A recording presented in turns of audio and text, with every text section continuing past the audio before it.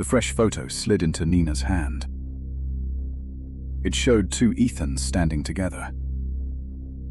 The real Ethan stared without blinking. The second Ethan smiled beside him.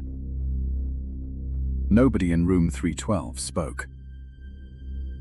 Mr. Bell took the photo quietly.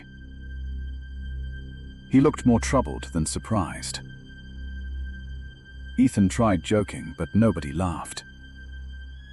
Nina snapped another picture immediately. The new image showed one blurred Ethan. Then the room door clicked once. Leo checked the peephole first. A second Ethan stood outside. He wore the same green hoodie. He even held Ethan's necklace. But his smile felt too calm. Mr. Bell blocked the lock. No one opened the door. The outside Ethan whispered, "Let me in." The real Ethan shouted back instantly. The whisper outside copied his tone perfectly. Then the hallway went silent again. Leo opened the door at last. The corridor outside was empty. Only wet shoe prints led downstairs. Mr. Bell took them to security again. The old technician replayed morning footage. One camera showed Ethan entering Willow Hall. Another showed him across campus simultaneously. Two Ethans crossed different cameras alone. Neither one looked at the lens. The technician backed away, frightened again. Mr. Bell copied every file quickly. Ethan asked why the Echo chose him. Mr. Bell answered, "You lead first." Echoes hunted whatever others trusted most. Voice came before memory for Ethan. Ethan cleared his throat uneasily. His voice sounded rougher already. Maya asked him to repeat himself. The second sentence came out weaker. Nina photographed his reflection in glass. One reflection lagged half a second. Ethan finally looked genuinely afraid. Mr. Bell said fading had started. They needed a trap before sunset. Maya spread a campus map wide. Nina marked every recent Echo sighting. Leo circled the old bell tower. Mr. Bell went completely still. The tower once carried campus announcements. Old microphones still waited inside. An Echo could steal Ethan's voice there and broadcast it across the school. Then everyone might trust the wrong Ethan. The group left immediately for the tower. Storm clouds gathered above campus rooftops. The bell tower stood locked and abandoned. Mr. Bell opened it with effort. Dust rushed down the narrow stairwell. Halfway up, speakers crackled overhead. Ethan's own voice filled the tower. "You are already too late," it said. The group froze on the stairs. The copied voice laughed above them. They reached the old announcement floor. Broken desks surrounded hanging speakers. Wires tangled across the wooden boards. Mirrors from a debate set leaned nearby. Each mirror reflected a different Ethan. One stood near the control booth. Another waited behind dusty glass. A third leaned beside the microphone. The real Ethan stepped backward slowly. Mr. Bell counted 3 visible echoes. Nina raised her camera carefully. The nearest echo smiled at her. "They need my voice now," it said. Every speaker repeated the same sentence. Maya grabbed real Ethan's sleeve tightly. Leo searched for the main power switch. Mr. Bell scanned the control booth. Ilara appeared in a cracked monitor. She wrote across the dusty screen. "Silence the borrowed voice," it said. Mr. Bell pointed at the master microphone. One echo guarded it protectively. The others copied its movements poorly. That had to be the anchor. Ethan walked toward his duplicate alone. The anchor echo copied every step. It mocked Ethan's nervous breathing. "I sound stronger than you," it said. Ethan stopped right beneath the speaker. He finally admitted he was terrified. Maya and Leo looked stunned. Ethan said he was always scared. He only acted brave for them. The anchor echo frowned for once. Fear made no sense to it. Nina secretly recorded Ethan's confession. Then she played it back loudly. Ethan's honest voice filled the tower. The copied echoes flickered in place. Leo pulled the bell rope hard. A massive bell crash shook everything. Mirrors and speakers vibrated violently. The anchor echo grabbed the microphone stand. Mr. Bell cut the main power. Yet one microphone stayed glowing alive. That proved the anchor was there. Maya hurled a flashlight at it. Nina fired one blinding camera flash. Ethan yanked the glowing microphone free. The anchor echo screamed through every speaker. Its face split into radio static. Then the duplicate cracked apart completely. The two remaining Ethans dissolved instantly.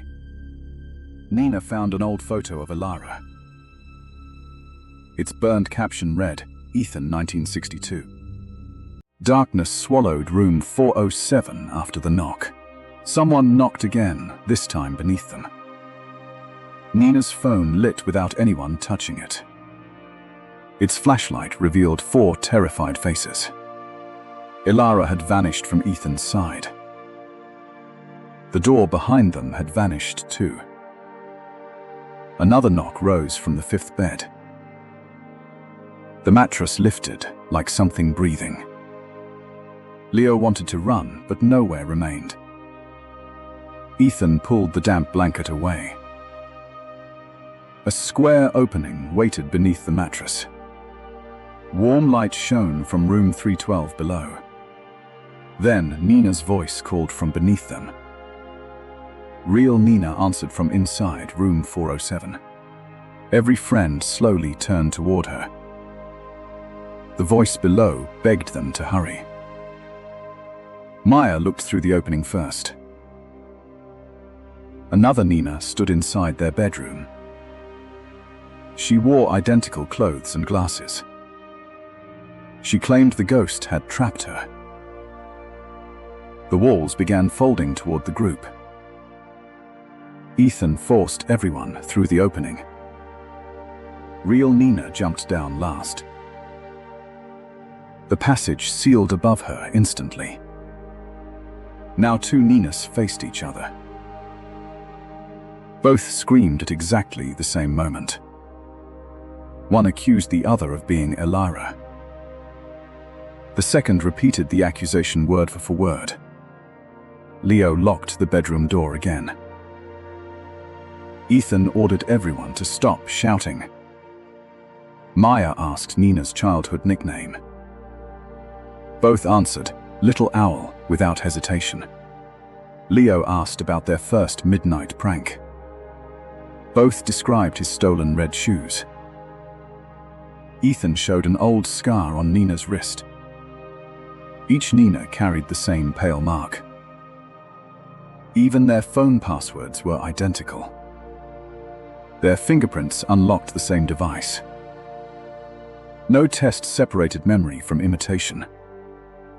Until Maya noticed the bathroom mirror. One reflection blinked slightly too late. The Nina beside it began trembling. The other Nina smiled with quiet relief. Everyone stepped away from the delayed reflection. She begged them not to trust mirrors. At that moment, Mr. Bell knocked outside. His voice ordered Ethan to open quickly. They checked the peephole before unlocking. Mr. Bell stood alone, holding an old diary. He froze when he saw both Ninas. "Room 407 made another echo," he whispered. Leo asked which one was real. Mr. Bell said echoes inherit every memory. They also inherit scars, voices, and fear. But an echo cannot dream naturally. Sunrise would permanently choose one Nina. The rejected one would remain inside 407. Choosing wrong would free the echo forever. Mr. Bell opened Ilara's damaged diary. One page described the exact same nightmare. 27 years earlier, Ilara had been copied. Her friends chose the smiling version. The real Ilara remained trapped behind mirrors. That warning changed everything they believed. The ghost might have been protecting them. They placed both Ninas on separate beds. Maya covered every mirror with dark blankets. Ethan set alarms for 30 minutes. Both Ninas agreed to attempt sleeping. Nobody else dared close their eyes. The first Nina quickly drifted into sleep. The second remained awake, staring upward. Leo whispered that the answer seemed obvious. Mr. Bell warned them to keep watching. Suddenly, sleeping Nina began crying softly. She described snow falling inside room 407. She saw Ilara pounding behind the mirror. Then she whispered a hidden sentence. The copy learned how to dream. Every lamp exploded into darkness. When emergency lights returned, both were awake. Each claimed the other had spoken. The covered mirror started shaking violently. Wet handprints appeared beneath the blanket. Maya pulled the blanket away despite warnings. Ilara's reflection stood inside empty glass. She wrote 4 words across the condensation. "Watch the one without breath." Ethan held cold glass beneath both mouths. The first Nina fogged it immediately. The second Nina's glass remained perfectly clear. Her frightened expression slowly disappeared.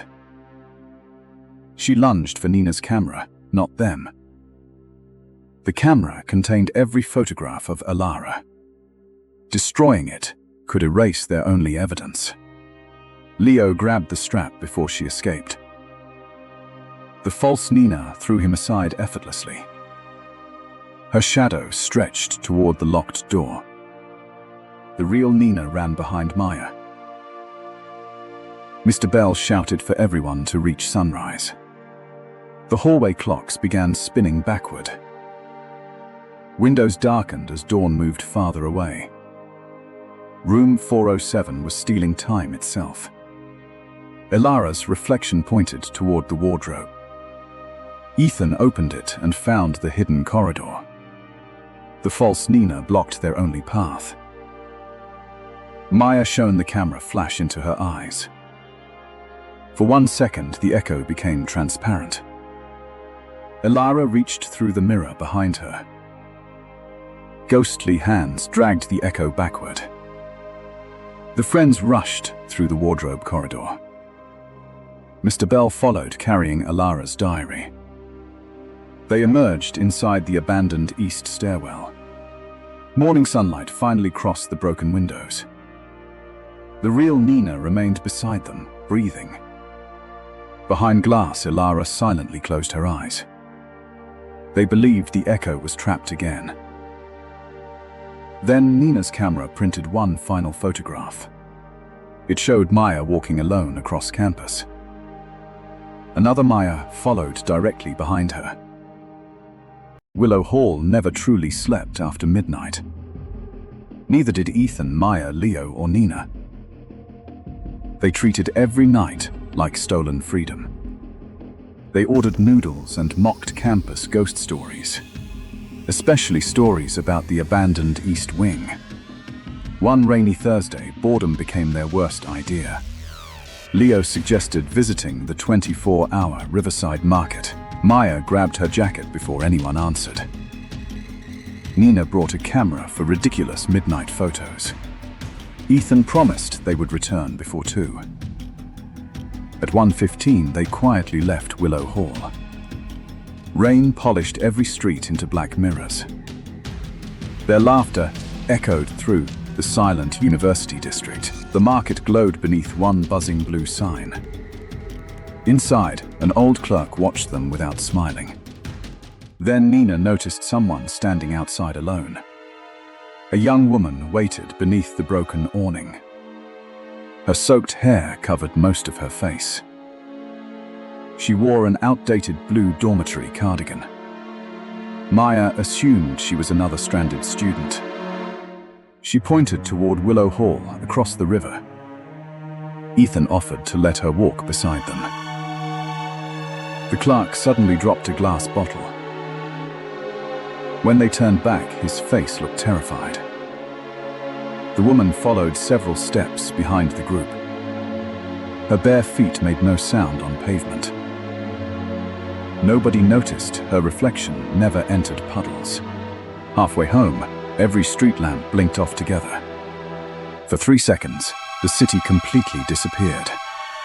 When lights returned, the woman walked much closer. Nina photographed everyone, laughing at their fear. Behind them, the woman stared directly forward. They reached Willow Hall at exactly 2. The security desk remained empty and dark. The elevator doors opened before Ethan pressed anything. The woman entered first, still saying nothing. Maya pressed 3 where their rooms were. Yet the elevator climbed past their chosen floor. It stopped at 4 with a violent shudder. Willow Hall officially had no 4th floor access. The doors revealed a narrow, unlit corridor. The woman stepped out and finally smiled. Nina whispered that they should leave immediately. Ethan hammered the close button with both hands. The woman turned toward them without moving closer. The doors shut just before she reached them. Their elevator dropped suddenly to the 3rd floor. They hurried into room 312 and locked everything. Leo claimed the woman was performing some prank. Nina checked the photograph from outside the dorm. The 4 friends stood clearly beneath the entrance. The woman appeared between Maya and Ethan. Her face was now inches from the camera. Nina deleted the picture without showing anyone. At 3:17, every phone vibrated together. The deleted photograph appeared inside their group chat. A new message appeared beneath the photograph. It simply said, "Thank you for bringing me." Ethan unplugged the router and removed every battery. Still, another message arrived on Nina's phone. This one contained a photograph of room 312. It was taken from inside their locked wardrobe. Leo pulled the wardrobe open with a chair. Only hanging clothes moved in the darkness. They slept with every lamp burning that night. They promised never to mention the woman again. But the following nights offered them no escape. Wet footprints appeared beside Ethan's empty bed. Maya heard humming inside the bathroom mirror. Leo woke with mud beneath his fingernails. Nina discovered long black hair inside her camera. None of them attended class that entire week. They argued constantly and slept in short shifts. Every night, the humming grew slightly louder. Every morning, another photograph appeared online. Each image showed the woman entering Willow Hall. In every newer picture, she looked less transparent. Finally, they confronted the old night security guard. Mr. Bell listened without interrupting their story. Then he locked the lobby doors behind them. He asked whether the woman wore blue. Nobody answered, but their faces answered everything. Mr. Bell opened a cabinet of forgotten records. One photograph showed Willow Hall 27 years earlier. The same woman stood beside room 407. Her name was Elara Weil, a missing student. Police believed she had run away during winter. Mr. Bell believed something far worse happened. He warned them never to search the East Wing. Naturally, fear made them search that very night. At 3:17, the elevator opened automatically. The fourth-floor corridor waited beyond the doors. This time, lights flickered awake one by one. Wet footprints guided them through peeling wallpaper. Behind them, the elevator vanished into solid bricks. Leo tried running back, but the hallway stretched. Every door displayed the number 312. Their own room seemed repeated dozens of times. Maya began crying, unable to control her breathing. Nina followed the footprints toward a blank wall. She discovered a brass doorknob beneath loose wallpaper. Together, they uncovered the faded number 407. Ethan opened the door before courage disappeared. Inside waited 4 beds covered in grey dust. A 5th bed looked freshly slept inside. Hundreds of photographs covered the cracked walls. Every picture showed different groups of 4 friends. The newest photograph showed Ethan, Maya, Leo, Nina. But another figure stood among them, smiling. Nina realized the photograph contained 5 living shadows. Then something softly closed the door behind them. Elara's voice whispered directly beside Ethan's ear. "You brought me home, but one stays." All 4 phones displayed a live camera feed. The feed showed room 312 currently empty. Then Nina appeared on-screen, sleeping inside their room. The real Nina stood beside them, screaming silently. A second Nina slowly opened her on-screen eyes. She smiled and whispered, "Which one followed you?" The lights died as someone knocked from inside. The photo changed everything by sunrise.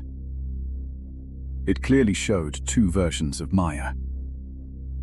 The real Maya stood beside the group. The second Maya stood inside the photograph. She smiled behind the real one. Nina's hands shook around the camera. Maya laughed, pretending she felt fine. Nobody else believed that lie anymore. Mr. Bell studied the developing picture. He said echoes usually hunted at night. A daytime echo meant room 407 evolved. Ethan insisted Maya never walk alone. She argued, but nobody listened. The campus morning looked painfully normal. Maya hated how normal people seemed. Nina kept photographing every reflective surface. Mr. Bell brought them to security. He knew an aging surveillance technician. The technician owed him old favors. They checked cameras from early morning. Then Maya appeared near the library. One camera showed her walking west. Another showed her walking east simultaneously. 2 Mayas crossed different paths together. The room turned ice cold around them. The technician refused to replay it. He crossed himself and left immediately. Mr. Bell copied the footage anyway. He said echoes were learning independence. Maya finally stopped acting brave. She asked what the echo wanted. Mr. Bell answered, "Your place." That sentence silenced the entire room. To get one, someone must fade. Nina asked how fading begins. Mr. Bell said memory goes first. Then voice, then reflection, then name. Maya touched her throat without thinking. Ethan drove everyone back to Willow Hall.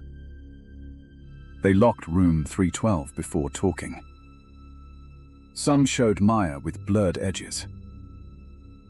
Others showed a stranger behind her. That stranger always wore Maya's jacket. But her smile looked too perfect. Leo compared timestamps on every image. The duplicate appeared closer each hour. Maya suddenly forgot what day it was. Then she forgot her literature professor. Then she forgot Leo's middle name. Mr. Bell called those memory bites. The echo was already feeding. Maya broke down and started crying. Nina hugged her without speaking. Ethan made a desperate new plan.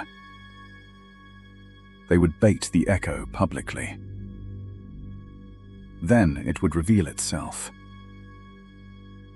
At noon, Maya crossed the quad. Ethan and Leo watched from benches. Nina watched through a camera lens. Mr. Bell monitored rooftop reflections. Students moved around them, unaware. The real Maya reached the fountain. A second Maya appeared near the statue. She copied every motion exactly. When real Maya fixed her sleeve, so did she. When Maya looked left, so did she. They were separated by 20 feet. Nina captured burst photos rapidly.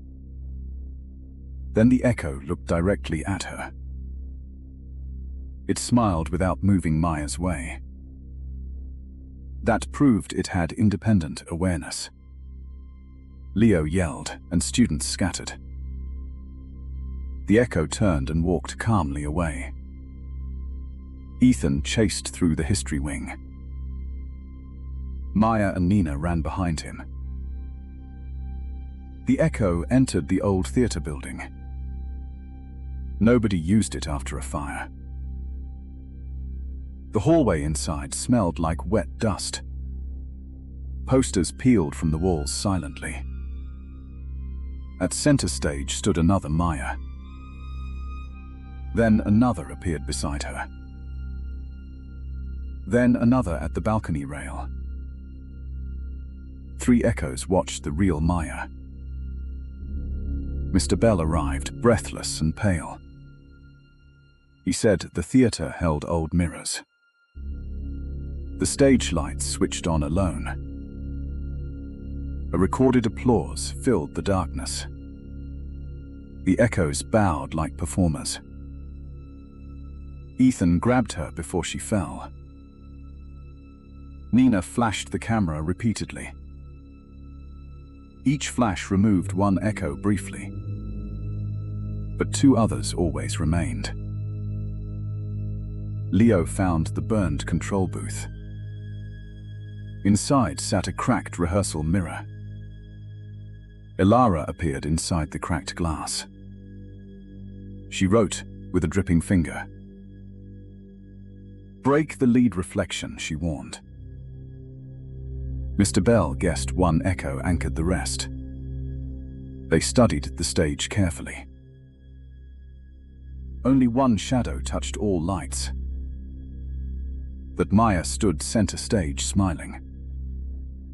Ethan hurled a prop stand forward. It shattered the floor light nearby. Nina fired one blinding flash. Leo pulled the curtain rope hard. The heavy velvet curtain collapsed. It knocked the center echo down. Maya grabbed a broken spotlight mirror. She aimed it at the fallen echo. Sunlight from the side window struck. The echo screamed without a mouth. Its face twisted, then copied Maya again. Then it cracked like wet paint. The other balcony echoes dissolved instantly. Inside, silence dropped like a blanket. Real Maya could remember everything again. She even recalled Leo's embarrassing middle name. Everyone laughed from pure relief. Then Nina checked her newest photo.